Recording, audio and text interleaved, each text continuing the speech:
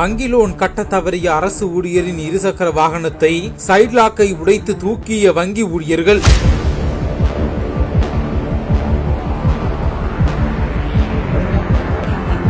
இணையத்தை ஸ்தம்பிக்க வைத்த சிசிடிவி காட்சி.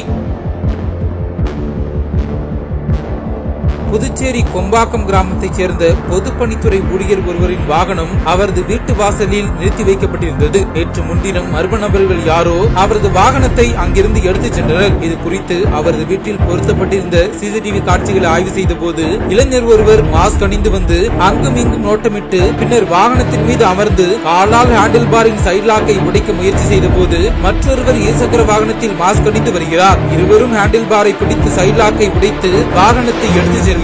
இது குறித்த சிசிடிவி காட்சிகளோடு வில்லியனூர் காவல் நிலையத்தில் பொதுப்பணித்துறை ஊழியர் புகார் அளித்த போது வங்கி லோன் கட்ட தவறியதால் வாகனத்தை வங்கி ஊழியர்களே உடைத்து சென்றதாக கூறப்பட்டது. இந்த வீடியோ தற்போது வைரலாகி வருகிறது.